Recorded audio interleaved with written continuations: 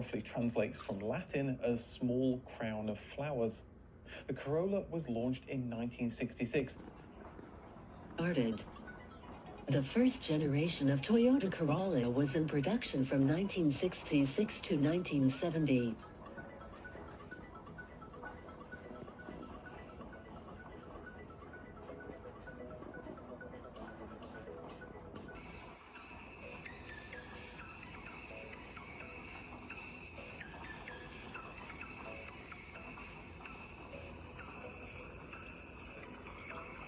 Third generation Toyota Corolla was in production from 2000 to 2006.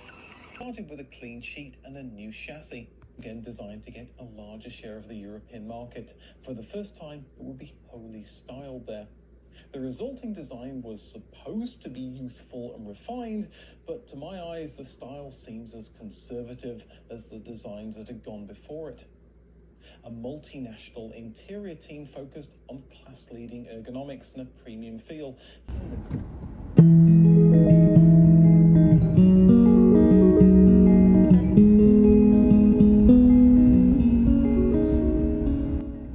This last week has been so busy with getting my car up to speed.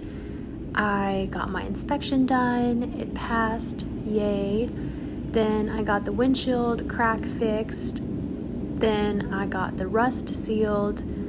I went finally to the car wash, and then I got all my paperwork in, got the DMV stuff figured out, got new plates.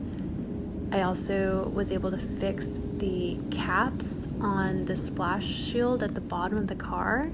It just feels so good. It was so much work, such a tremendous amount of energy on my vehicle. But I am so grateful for it. I like the fact that there's some history behind this car, that it's kind of tested and true, and it goes back decades, as you saw at the beginning of this clip. There's also something about automatic car washes that I really like for some reason. It just feels so fun to be inside the car when all these machines and hoses are cleaning the car. It feels like you get this 360 degree of soap and water all around.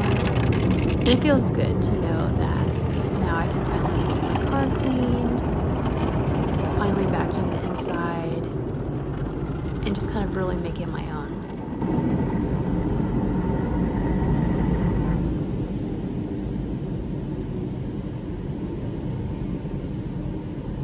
I thought I would just share a few car buying tips right now, just because it was fresh on my mind. I noticed that on Facebook Marketplace and Craigslist, there were a lot of private sellers that were actually auto shops and mechanics that were posing as private sellers. That was just something that I noticed quite a bit. The price is too low. There might be a reason why. And I found that sometimes it was a rebuild title, or it was a salvage title, or it just was sketched, maybe multiple accidents or something like that. One of the cars I drove had rust under the hood and was a Florida car. So just kind of watching for those things. The reason why the price is low is because there might be serious issues with the car that has not been addressed and are hard to verify, and it can also affect your higher insurance rates. When I test drove the cars, I always like to take it on the highway, like to test the brakes, liked to just listen for any sounds, pop the hood, look for any leaks, weird smells or sounds. When I'm at the actual dealership, or if it's a person that I'm buying from, I just kind of want to see if they're being straightforward, how the other vehicles look in the lot, just any kind of glaring red flags or questionable things. And then I did research to know which make model was better. The specific year of a make model actually changes because there could be a lot of recalls or issues with that specific model or not. So it's a big endeavor, but I feel very confident in this Corolla. It is older, but it has a lot of life ahead for it and has been well maintained. So that was my conclusion that this is a good car for me. I am so excited. I got my windshield repaired today, and now I'm finally able to wash my car. I just love to do this, especially when I'm getting something new, because I just want to clean it and have it look nice. And I think that's also a part of adulting, when you get excited to clean, but it's exciting. I'm excited. So anyways, gonna do some vacuuming now.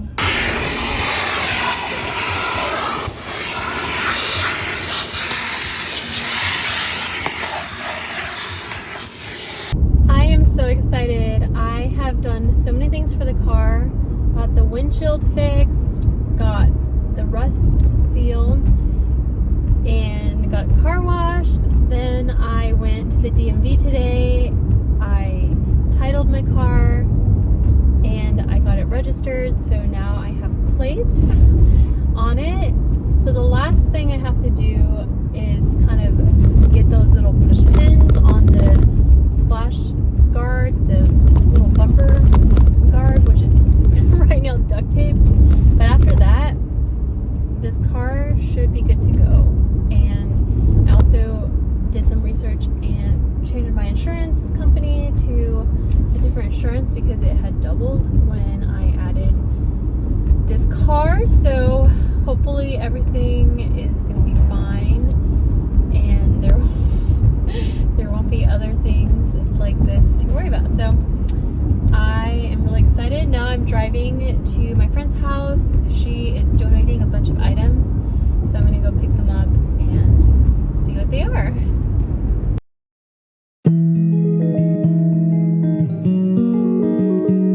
I got some stuff from my friend. She also made me some fresh juice, which I really enjoyed. It was so good just to have the freedom to be able to drive around without asking for a ride.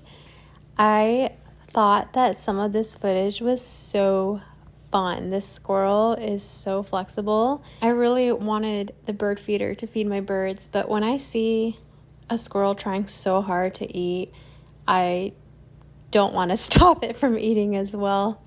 This blue jay is so beautiful. Like, the pattern of the feathers are just so pretty.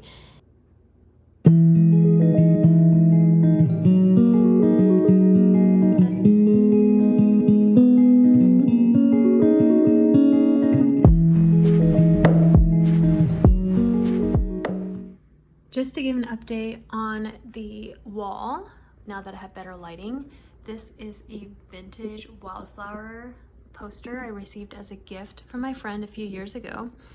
I was visiting her before we went to Germany in Boston, and she gave me this poster. I flew back with it, rolled up next to me on my carry-on, but it is very pretty and has this vintage look because I've repurposed the frame a few times. This is a watercolor that I did a few years back and some empty frames. This was the paint by numbers that I did, the Vincent van Gogh sunflowers, which was so helpful for me when I was kind of researching the car market.